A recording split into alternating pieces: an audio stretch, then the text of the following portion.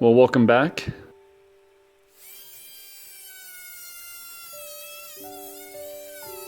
What I'm showing you today is a time lapse of putting in a new 4-gang box. When they put it in originally, they put it almost right, as you can see, they put it almost right up against the door. And so I'm planning on putting 4-inch molding around that door. So I'm using the cutting tool here, oscillating cutting tool. I'm cutting through the foam. I just pulled the foam out, as you saw. At that section, there's probably about 6 inches of foam. Solid concrete. It's the entire house, as I've probably stated before. If you've been watching any of my videos, the entire house up to the eaves is a monolithic concrete pour. It is those foam blocks, and it is solid. The house is absolutely solid.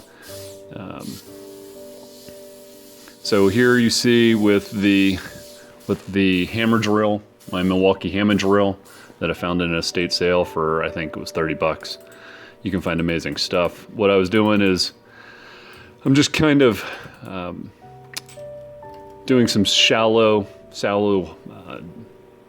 drilling, just putting a couple shallow drill holes in there. And then I'm using the cold chisel, the 4-pound sledge, to actually kind of just take small amounts of the concrete from the inside. That concrete right there where I was working kind of was in a depression between 2 blocks, so it wasn't the full 8 to 9 inches of thickness of concrete. I'll tell you what, this entire video I think was like 20 some minutes long.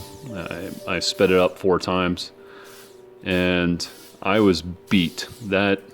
Just doing that little bit, kind of doing, as you can see, where you saw right there, it takes it out of you. I was beat after this. It really does a number on your arms. Here I'm just like, again, I know, I'm just kind of cleaning it up.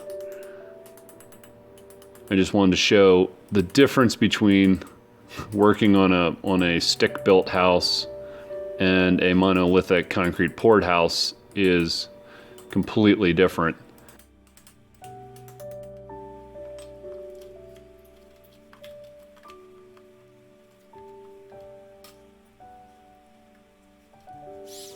So here, again, I'm just cleaning it up.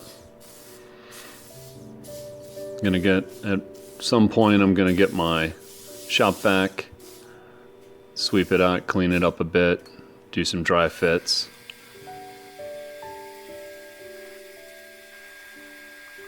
The issue was there on the left-hand side. It was super hard. The concrete was really rock solid. Had a lot of aggregate in it and was really sparking that drill. The drill bit would spark. There you go. And we're done.